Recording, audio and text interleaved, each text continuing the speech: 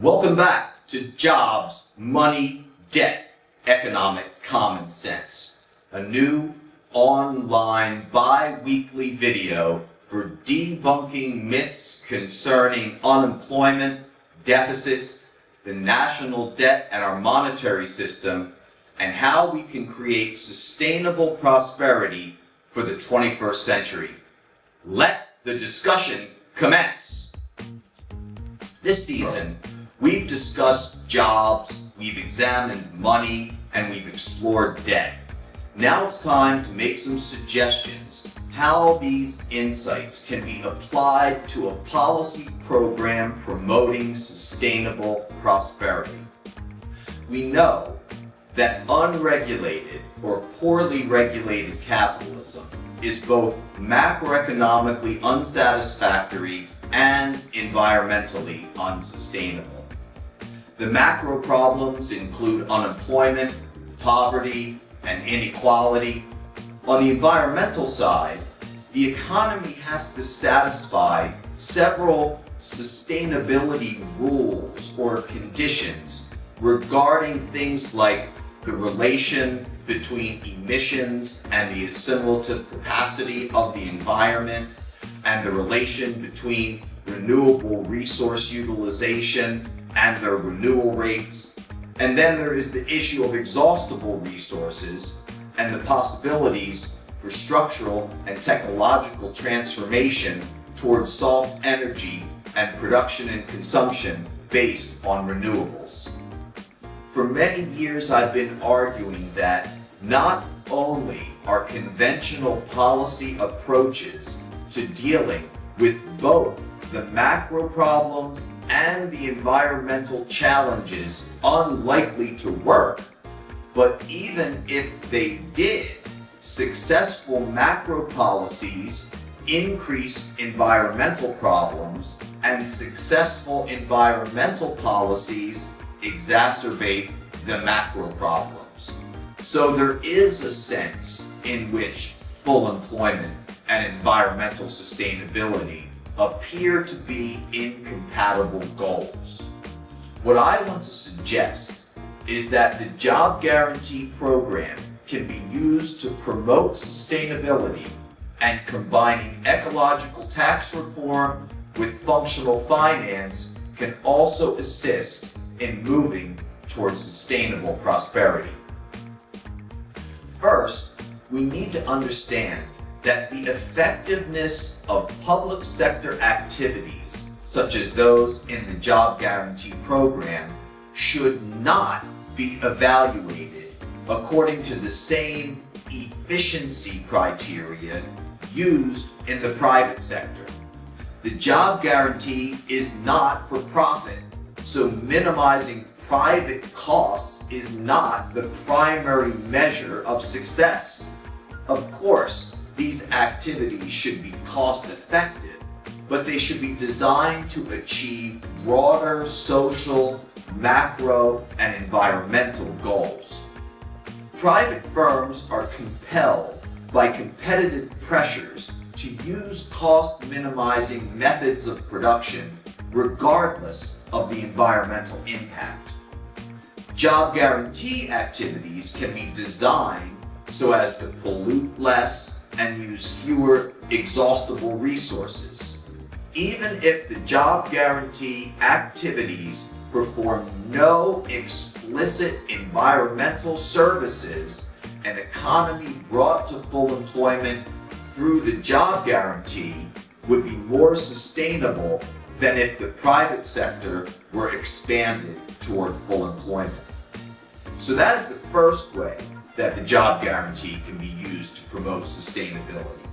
The second way is that some of the job guarantee activities can perform environmental services, and a section of the job guarantee program can be a green jobs core.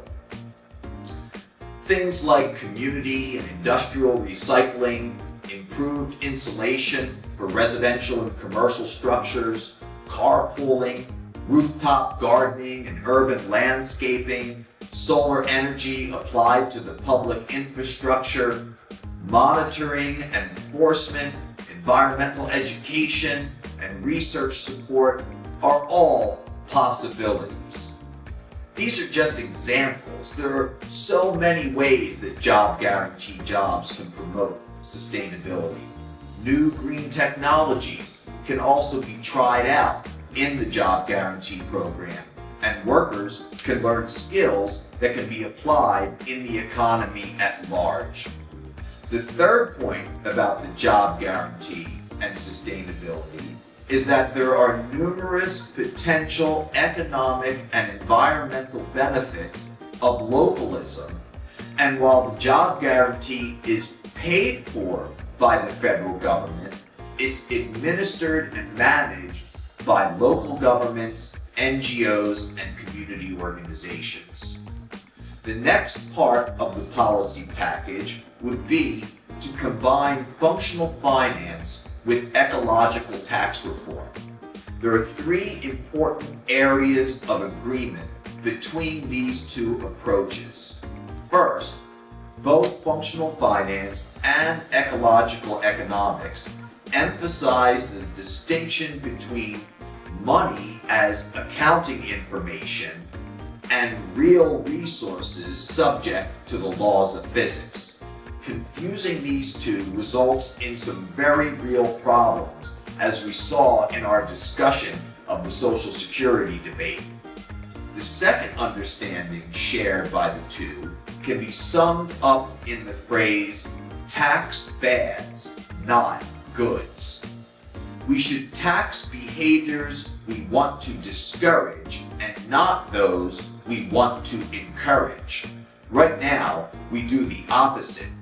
We tax income, employment, innovation, and we do not tax or do not tax enough pollution and resource depletion.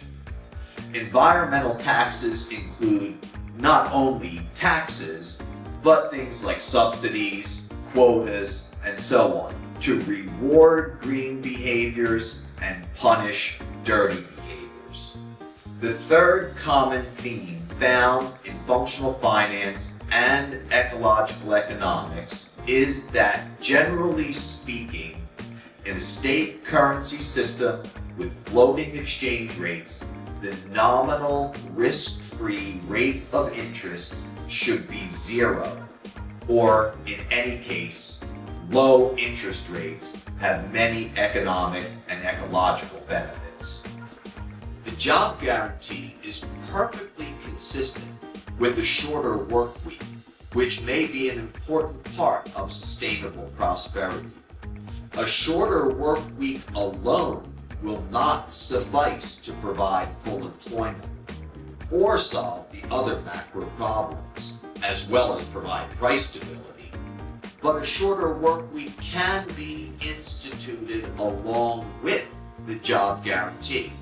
So it is a short step from modern money, functional finance, and the job guarantee to green jobs and ecological tax reform. Of course, other policies will be required for a full transition to a sustainable economy, but this provides a very good framework to start, while also promising to alleviate the problems on the macro side by eliminating involuntary unemployment. This has been an exciting first season of Jobs, Money, Debt, Economic Common Sense. In the future, we'll be adding some new twists, including guest interviews and reports from the field. The discussion has commenced. Let it continue.